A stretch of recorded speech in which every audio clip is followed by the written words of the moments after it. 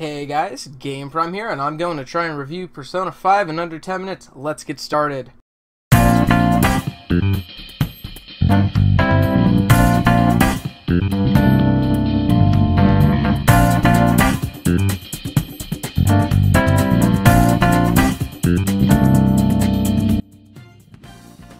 Persona 5 started its early development around the same time Persona 4 did, so let's say anywhere between late 2006 and early 2007. Full development of the game started in 2011 after Atlus finished Catherine. The game included longtime alumni from the series such as director-producer Katsuro Hashino, character designer Shigenori Sojima, and the phenomenal composer that is Soji Meguro. On November 13, 2013, during a major Persona team livestream, they revealed what was the first teaser trailer for Persona 5. Within the teaser, we learned the main colors of the game being red and I guess black and white as subcolors, and we saw 5 chairs with ball and chains attached to them. Learned the 3 key developers I talked about earlier, and on screen it read, "You are slave, want emancipation," followed by the official reveal that this was in fact Persona 5 and it was coming out in winter of 2014 for the PlayStation 3. In September 2014, during Sony's SEGA press conference at the Tokyo Game Show, it was revealed that Persona 5 will be coming to the PS4 and delayed until 2015. It was delayed to improve the PS4 version and to improve the overall quality of the game. After this, a few more trailers came out and even the first glimpse of gameplay was shown. At the 2015 Tokyo Game Show, it was announced once again that Persona 5 would be delayed until the third quarter of 2016.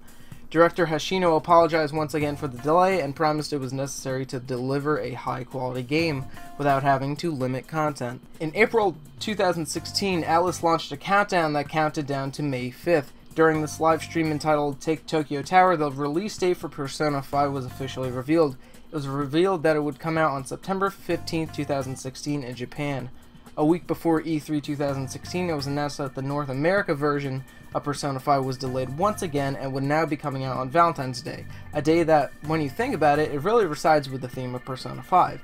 Anyway, that date got pushed back one last time in November of 2016, and the final release date for Persona 5 in North America would be April 4th, 2017.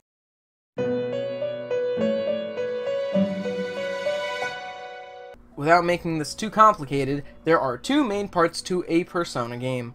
One part is a social simulator, living a normal high schooler's life, making friends, love, and going to bed. The second part is going to a place called the Metaverse to battle shadows. One part of the Metaverse is composed of palaces, the distorted desires of mostly horrible people. The main point of the game is that you are a part of the Phantom Thieves of Hearts. You steal hearts of those whose desires are way too disordered for the regular world to take care of. You manage to do all this by battling shadows with your personas, a manifestation of one's true self. You, as the main character, have the ability of the Wild Card, an ability to fuse, create, and store other personas within your mask. You do all this by visiting the Velvet Room, a series staple. Here's where you meet Caroline and Justine, the assistants to Igor, the master of the Velvet Room. You could use the Velvet Room to fuse your personas into new ones, register them into the compendium so you could buy them anytime you like, and there's a lot more you could do in here once the story progresses. You can also gain new personas when you're in battle. If you find an enemy's weakness and do a hold-up, you could either request money from them, an item, or request that they join your party, if you know how to talk to them correctly. Each shadow has a different temperament, and talking to them are usually a bit different every time. The second part of the Metaverse consists of mementos. Without spoiling anything, let me say that mementos is basically the Tartarus of the game if you've played Persona 3 before. I really enjoyed the addition of mementos because it gave you more control of your level and you'd be able to grind within your liking. Also in mementos you can fulfill requests. Some requests are a part of your confidants, the relationship you have with other people. Ranking these confidants up will result in new skills for you as a Phantom Thief, just like social links in Persona 3 and 4, and it will help you fuse stronger personas within the Velvet Room.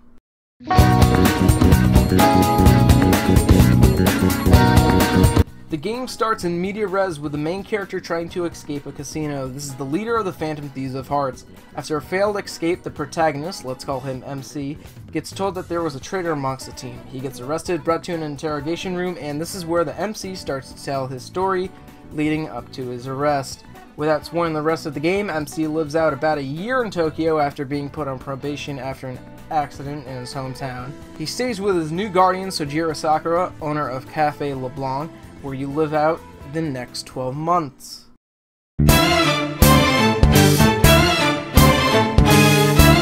As all of you know, I love my video game music. This game has one of the best soundtracks I've heard in a long time. Soji Megura once again composed a masterpiece and incorporated an acid jazz style with this game that you will hear everywhere you go. I'm seriously considering buying the album for $30 on iTunes, and I think everybody should go do that if they enjoyed this game's music as well. Lynn also contributed to any of the songs with vocals, such as the main theme Wake Up, Get Out There, Life Will Change, and the main background music theme Behind the Mask. I could seriously go on an hour-long discussion about this game's music. The art style of Persona 5 is in a way very unique. There are animated cutscenes that play usually once per palace, and then there are the in-game engine cutscenes. There are also dialogue boxes that make up a good portion of the game's dialogue. The graphics, though, sort of resemble that of Catherine's, which was the game Atlas was working on right before Persona 5 entered development. The game takes a bit of a cel-shaded look in a way. Also, as I mentioned earlier, the main colors of the game are black and red, and white, I guess, if you want to count that. Overall, for the type of game it is, I think the graphics fit it perfectly, and it should remain this way going into future Persona games, whether it be a Persona 6, Persona 3 remake, another Q, or another Arena. This game is one of the finest JRPGs I've ever played. Starting off with Persona 3 last year, I knew what I was headed into, but the way this game presents itself, whether it be its touching story, smooth gameplay, fun social elements, or its phenomenal music, I'm proud to give this game a non-biased score of a perfect freaking 10.